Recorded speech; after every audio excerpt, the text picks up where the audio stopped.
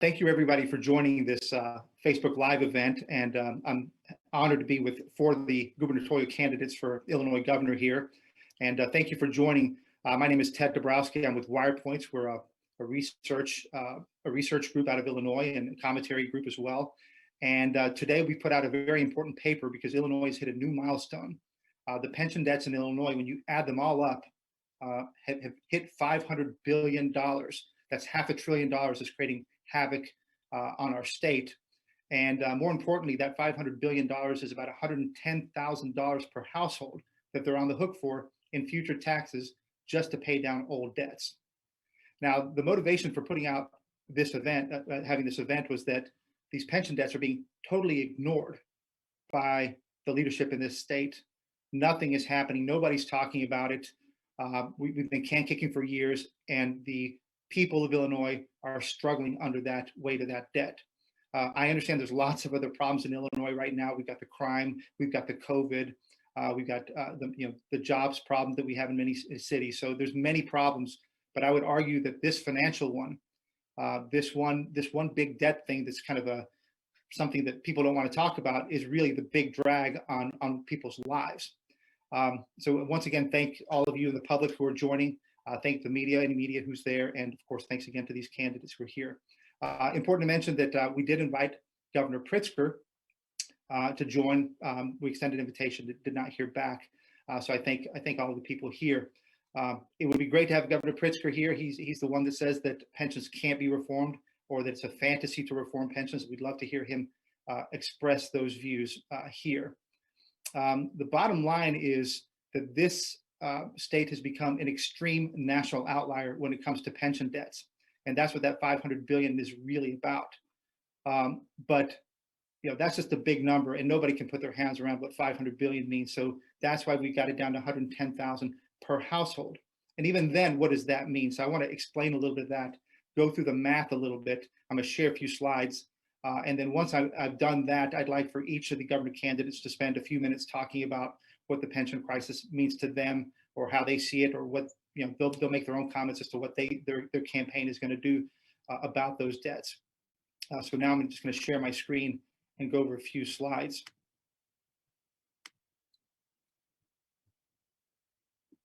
So the key part here is for everybody to understand that this $500 billion is based off of Moody's Investor Services numbers. Why Moody's? Well, Moody's is the company that rates our state for its creditworthiness. They're the ones that determine what our credit rating is, and they nearly had us a junk recently, so they matter. They also determine who buys our bonds and who doesn't buy our bonds, and so that matters a lot as well. Also, they determine what interest rates we pay, and so that has a huge impact on Illinois, and it also determines what companies move in here. So what Moody's does matters. And you can see the breakdown. Moody's puts the state pension debt not at the official numbers of $144 billion. They say it's $313 billion. Chicago and Cook County have $122 billion in debts. You've got the state retiree health insurance that nobody ever talks about. That's $55 billion at the state level, and there's another almost $20 billion at the local level. So we've got these massive $530 billion in debts. What do they mean to a typical household? Well, a household has to, over time, pay down these debts because they're the only ones who can pay them down if we don't reform those debts. If we break those debts per household, it's about $110,000 for each household on average. And that's the sum of all the different the pieces that bear down on each one. What does that mean? And we're going to talk about that. First, I'm going to take you through the extreme outlier positions on pensions, because we have to understand that we're so out of whack with the rest of the country that without reform, we'll never fix this state. And I think I can make that bold statement. When you look at what Moody's says for the state level, for our 5 state funds at the state level, and they compare it to the other states, we are the extreme outlier. We have $313 billion in debt. Compare that to our neighbors. You can see those in blue. Indiana, I think, or Wisconsin and Iowa at $8 billion and $4 billion. It's peanuts compared to what we have.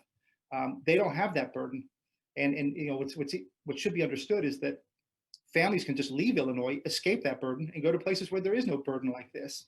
And likewise, why is somebody from Indiana going to move into Illinois to take on a burden that they didn't get the benefit for?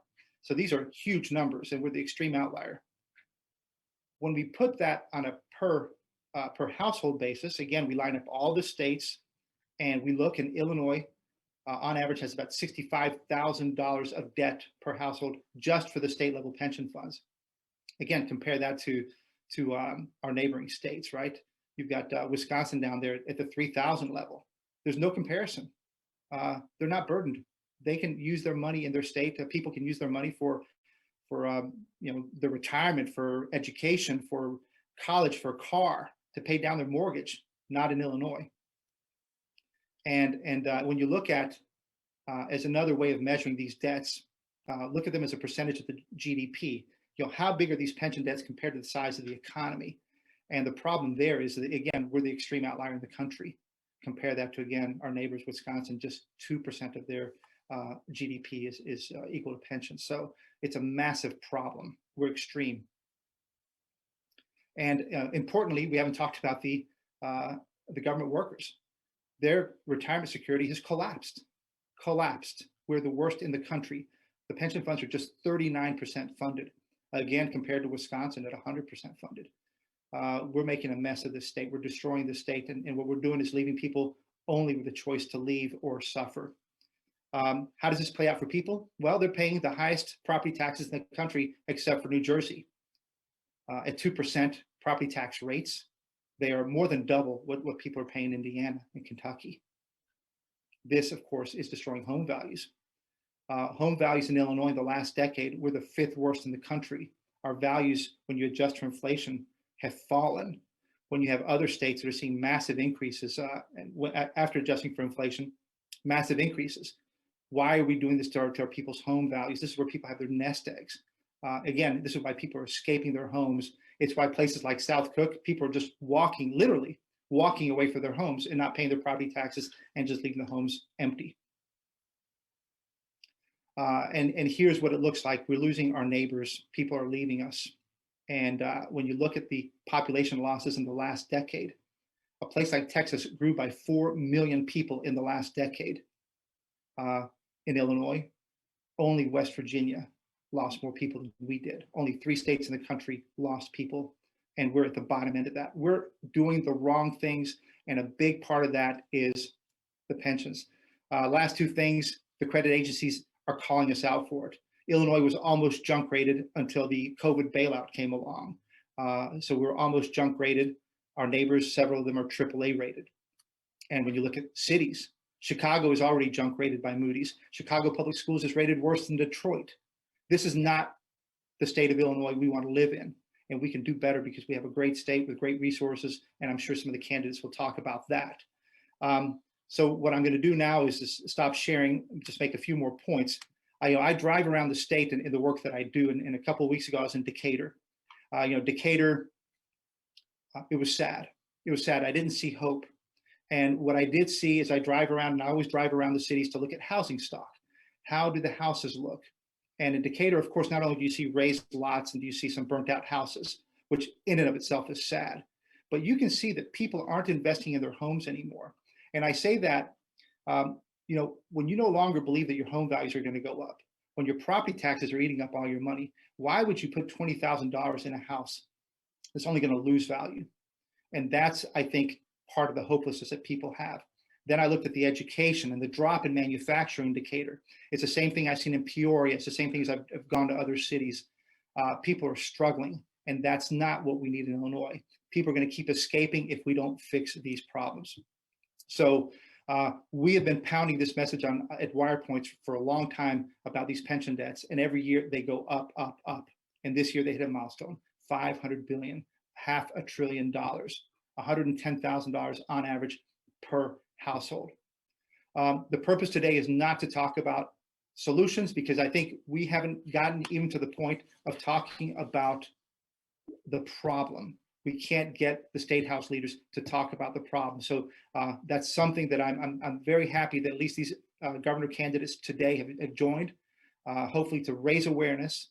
And we can't continue to avoid this. We have a 1-year campaign coming on until November, and Will pensions get the due they deserve? Will people finally be listened to, or will they continue to be forced to leave because nobody's doing anything about it? At Wirepoints, we've created a page called Pension Solutions, so Wirepoints/Pension Solutions, and if you go there, you'll see all the work that we've done, tried to make it easier to understand for people because pensions are complex. But we lay out our pension solutions there. We lay out the problem. Please go there and check it out. And with that, I will turn it over. We'll go in alphabetical order to the governor candidates, starting with Darren Bailey. And again, thank you all for joining. At the end, I will take a couple of questions if we have time. Please put those questions in the Wirepoints Facebook Live. So with that, I'm going to turn it over to Mr. Bailey. Well, good morning, everyone. It's nice to be with you. Ted, I've made no bones about it since the beginning, late June of 2017. You have a lot of responsibility for me entering into government as a state representative when I was totally checked out. People across this state indeed don't truly understand this burden, because once Illinois is unable to sell bonds, once they're unable to borrow money, and the interesting thing is, check out our last 20 years worth of budgets. And, I'm a farmer. And if I have a bad year and I lose money, I can't go to the bank and borrow money and say that I made money. That's what Illinois is doing, because this money must be paid back. So getting on board, understanding this, the pension problem in 2017, I did something about it. I saw the problem. I was concerned about the future for our grandchildren. Jumped in, ran for state representative against someone who had been voting for, just more tax debt, more pension debt, and that's been the fight since day one. I get out and being blessed to be able to serve as a state representative for the last 2 years and now as senator. When I talk to the people all across the pensioners, I find something in common. No one feels secure about their future. I certainly believe that when a promise has been made, it should be honored. I think that it is very important that we communicate to these pensioners that we are trying, working, wanting to uphold your earned obligation, but we have got to sit at the table and work and come up with solutions. And as 2 years in the House and now 1 year in the Senate, I found another, a common point. Union bosses and the political elites, they don't want to talk about this. They just keep wanting to kick the can down the road, as you suggest, and it is becoming an enormous problem. So, gosh, I've been sharing Wirepoints information since day one. People are responding to it. I did something that anyone would have said probably would have been the broadside to a campaign just a month after announcing. I drew up and introduced a constitutional amendment to remove the pension protection clause, because as I sat in committees, as I talk to union bosses, which you're correct, they won't hardly talk to you unless you force the issue. Many times it's because I had an audience in a committee and was abruptly shut down, that we're not talking about any solutions because there are we had tier 2 a few years ago, and oh yes, it is protected by the Constitution. Yet when I go out and I talk to the people that are working, they are very uncertain, very concerned about their future. So it must be talked about. So I sat and I thought, well, what in the world can I do to try to create conversation? So I introduced this, a constitutional amendment to remove the pension protection clause. And interestingly enough, it garnered conversation. People are now coming to me as they see this platform expanding, and they're wanting to talk. Governor Pritzker's, he loves to chastise the Republicans, saying that we have no solutions, saying that we're anti-union, saying that we're trying to take away everyone's pension, which is absolutely untrue. We have got to come up with some solutions. Wirepoints has some wonderful starting points. I like to tell people that I liken it to, purchasing a piece of farm equipment or purchasing a vehicle, that we start somewhere and then we bring people to the table. And that's just exactly what the Republican Party has to do. That's what I will do as your governor. I will bring people to the table. I don't want to talk to the union bosses. I don't want to talk to the political elites. I want to talk to the men and women of IDOT, of Department of Corrections, just on and on and on, who are very concerned, as they should be, about their future. We'll sit down, we'll come up with some solutions. It's obvious that 401k plans must supersede. It's obvious that we have to, we've got to work with a reasonable COLA. We've got to have, obviously, health insurance participation, and all this can be done. And as much of your research, Ted, suggests that in 15 to 20 years, we can begin to right this ship. We can come up with a final fix so that we're not worried or concerned or talking about pension problems anymore, and that we can make Illinois the great state that we know that it should be, and that we can help make the people that are working so hard and diligently under state government secure in their future. So I just want to thank you so much for allowing this, for your research, for your concern about Illinois. Thank you. Thank you, Darren. Appreciate that. Gary, Rabine next. Thank you. Hey, thank you very much, Ted, for putting this together. You know what? I really like the fact that we have four people running for governors as conservatives, and as conservatives, we hopefully look at the future, whether it's bright or dull, and shine a light on it. And this is what we're doing. I mean, we've got trouble ahead, and if we don't fix it, if we don't look forward to fixing it as conservatives, it's not going away. And so I like the fact that we have four governors running on the Republican side that are all looking at this issue hard and fast. And Ted, we appreciate your guidance, because we've all been watching your everything you're writing, and we get it. So I appreciate that. We better face this problem. If we don't, our state is gonna go to hell in a handbasket.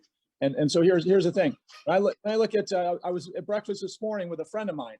He was showing me that he's paying his bill in Florida for his place in Florida, $300,000 place, and it was less than $1,500 for his annual taxes. Okay, where I live in Woodstock, Illinois, that would be $12,000. Okay, Ted. So when you show that 2% of value, I think that's 2019. I'm very confident we've gone up more than that 2.2 or 2.3, whatever that was.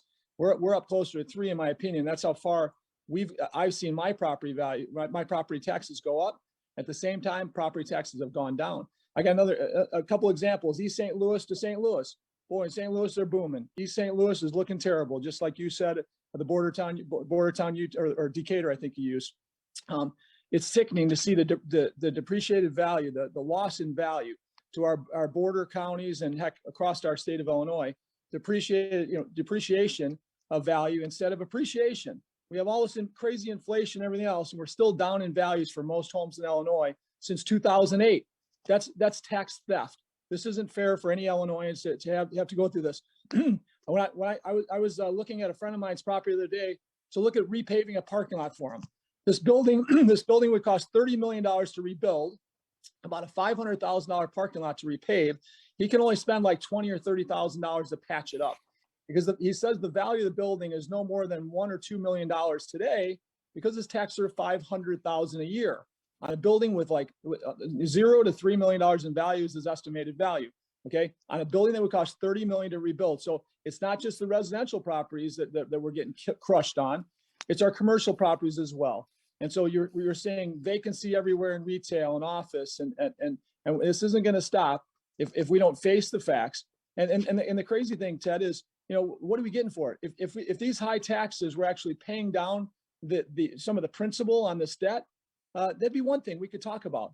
But we're not even paying down any principal. It keeps growing. We're not even paying down all the interest on this debt. So if we don't face it now, we're going to be in a dark place in years to come. And great leadership, like I believe we have on this call, will face this tough problem like politicians usually don't. And I got to tell you, visionaries look to the future, bright or dull, and they really they understand what to do to fix the future. And I got to tell you, the future looks great in Illinois if we can fix it, when we fix this problem, and only when we fix it. So the goal's got to be to save the pension for pensioners, but you can't do it if you don't look at the future of it. I got to tell you, there's when I think of it's just not property tax, as you know. We're pumping up our gas tax, second highest I think in the country now. We're looking at a sales tax everywhere. Different pockets raising their sales tax. In Cook County, number 1 or 2 in the country today. But this all trickles down to unsustainable living for working class families, and we better stop it, and we better stop it fast. So I admire the fact that we've got four people seriously running for governor here, and I believe we need to band together. This doesn't need to be a point of a differentiation between us. In my opinion, with help from smart people in economics like yourself, Ted, and people across the country who fix this problem, we should band together, have a solution for this problem together, and know that anybody that votes for the Republican that wins this is going to get common sense, can't be bought leadership, like I'm going to bring to the table, because I tell you what, we haven't seen that in Illinois in a long time. So I thank you so much for having us on, and thank you to the other three gubernatorial candidates for being on, because I know you guys are as serious as I am about fixing this problem. Gary, thank you very much. Okay, next, Paul Schimpf, thank you. Well, thank you, Ted, and thank you to Wirepoints for your important work on this absolutely critical issue. I also want to echo what Gary said about my fellow candidates. I'm glad that you are taking this seriously and dedicated to solutions. Lastly, I want to also thank those of you who are tuning in and watching this. Thank you for taking the time to educate yourself about what is a very critical issue facing our state. Now, my name is Paul Schimpf, and I'm running for Illinois governor because our state needs common sense conservative leadership that we can trust. I am not a career politician. You're going to hear me talk about, the causes of this shortfall in a couple minutes. I was not part of that problem. I spent my adult life in the United States Marine Corps. I got out as a lieutenant colonel in 2013. I came home, wound up getting involved in politics because, I think you have a duty to try to make your state, your country, and your community a better place. So I was a state senator from 2017 until the very beginning of this year. I am not a state senator anymore, but I am not a career politician. Look, the current status of our pension system is simply unsustainable. The insolvency of our pension systems threatens the very financial stability of our state. This is something that leaders do have to be talking about. Ted mentioned the out-migration from Illinois. I was shocked when J.B. Pritzker gave his last State of the State speech, and he didn't even mention the fact that people were leaving our state, that we were hemorrhaging population. J.B. Pritzker has not led on this issue. The numbers that Wirepoints just unveiled are absolutely alarming and shocking. But it's important that we also realize that we did not get into this mess overnight. We have been, as a state, digging this pensions hole that we now find ourselves in for decades. And it's important to understand that there's not going to be any silver bullet or magic beans type solution that's going to get us out of this quickly. The number one driver for our pension shortfall is simply the Illinois politicians not making the required pension payments. And, I'm military, I can't help myself, but there is no other way to describe it than simply dereliction of duty by the Illinois General Assembly. And that negligence is not going to be able to be overcome instantaneously, but we can solve this problem. However, it's going to require sacrifice in time and fiscal responsibility. Now, in 2019, J.B. Pritzker's very first budget saw our state increase spending across the board, despite the fact that we had record revenue coming in. We had a real opportunity in 2019 to do something to move ourselves in the right direction. Unfortunately, we missed that opportunity. I was one of just a handful of Republican senators who voted no on that first Pritzker budget, and I voted no because the increased spending and failure to pay down the pension shortfall made our situation much worse in the long run. That no vote that I cast on that first Pritzker budget, and that was a no vote in opposition to the Republican leadership in the House and Senate who supported that budget, that no vote is how you know that I am serious about solving this pension crisis that our state faces. J.B. Pritzker and the Democratic Party that he leads have had absolute control over Illinois government for 3 years now. And what have they done to solve this problem? Nothing. Absolutely nothing. The only solution that J.B. Pritzker offers to this or any other challenge that our state faces is increased taxes and increased government spending. J.B. Pritzker simply does not have the leadership capability to handle this crisis. This is yet another example of what I've been calling the Pritzker leadership deficit. It is real and it is adversely affecting our state. Like every other challenge our state faces, we need leadership, not outrage, to solve our pensions crisis. Illinois needs a leader who can be trusted to tell the truth, give measured analysis, offer solutions, and then unite our state. I am that leader, and I'm asking for your trust and your vote in the upcoming governor election in 2022. Thank you so much for listening to me today. Thanks so much, Paul. Appreciate that. Okay, and not last but not least, Jesse Sullivan. Thank you, Jesse, for joining. Take it away. Yeah, great, Ted. Thanks for having me, and thanks everyone for joining this really important conversation. So I think back when I think of the pension issue, I think of sitting when I was telling my dad I was going to run for governor, and I was sitting on his back porch of his house. I'm his neighbor, and so I was looking out over our corn and soybean fields, and my dad said, "Hey, listen." He's a retired public school teacher, and he said, "Hey, if you're going to take away my pensions, I'm not going to vote for you." And I said, "Hey, you know what? You taught me better than that. You taught me that your word is your bond, and you know, a man is only as good as his word." And the state made a contract with a set of individuals that owned up to their part of that contract.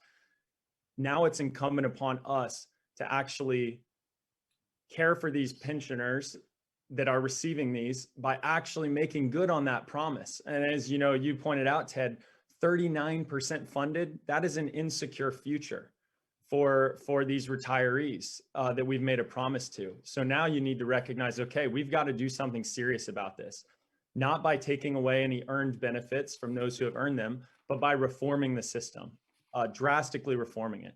And you think about J.B. Pritzker's leadership or lack of leadership on this. It's really a head in the sand approach to the most important issues facing our state, whether that's crime or the pension issue. I'm not a politician.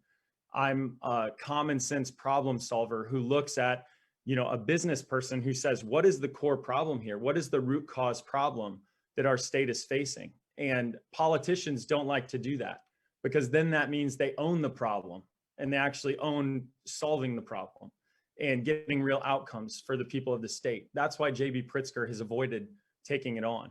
And so for me, it's just making that recognition that being a common sense problem solver is what we need to take this on. And I don't think this is a partisan issue. I think it can be a bipartisan issue and approach. I think back in 2013, there was a real initiative in a bipartisan way to get this done. I was able to serve over in Afghanistan doing counterinsurgency work as a Department of Army civilian. In this work, what I learned was you put the mission first. You don't care who's on the right and the left of you, what their ideologies are. You know, what you care about is getting the job done, getting the outcomes for those who are in need.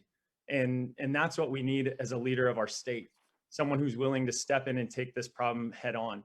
Also, I approach this as a job creator, someone who I created Alter, a venture capital firm to back entrepreneurs creating jobs around the world. I recognize what is needed from the government in order to create an atmosphere that businesses and job creators want to be in. We are doing the exact opposite of that here in Illinois. We're creating a really unfriendly business environment. And don't take it from me as a business person, take it from Warren Buffett, you know, the great investor who said, hey, one of the first things we look at whenever we're looking at investing in, you know, into a new state is what are their unfunded liabilities?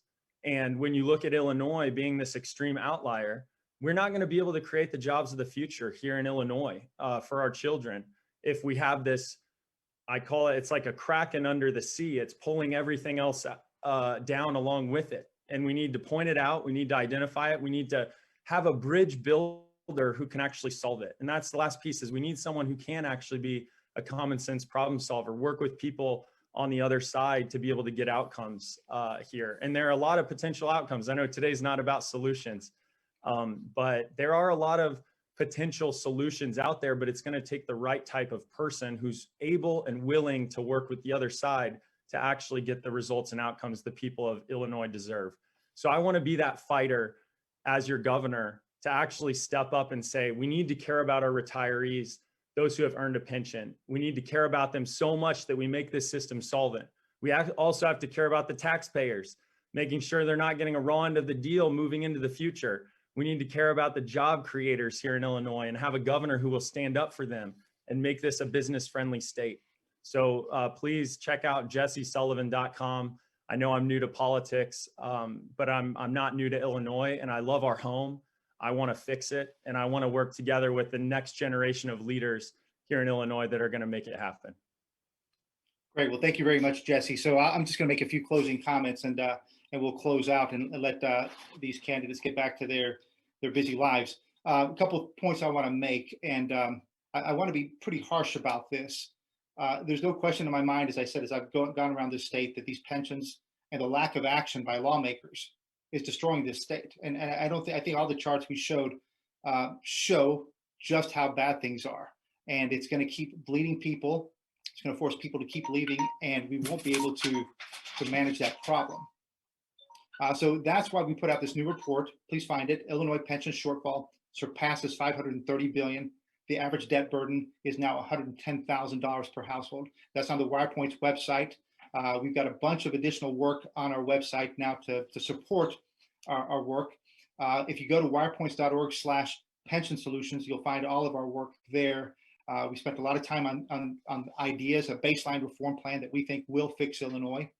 But if we don't start acting, we the people, the ordinary Illinoisans, if we don't start holding our lawmakers accountable, the problem will get worse. And sadly, the way many of them are holding our lawmakers accountable is they're leaving the state, and that's the saddest way that we hold them accountable. But those of us who stay here, we've got to demand more, fight for more, and fight for our great state. So with that, thank you very much for joining, all of you, and thank you, candidates, for your time. I wish Governor Pritzker could have joined us. We would have heard his side of the story, but otherwise, thank you all and all those who helped coordinate this. We appreciate it. Thank you, Ted. Appreciate it. Thank you. Yeah, thanks, Ted. Bye-bye. Ted. Thanks for watching, and if you haven't already, please consider subscribing to our channel. And while you're at it, please leave us a comment. Thank you for watching.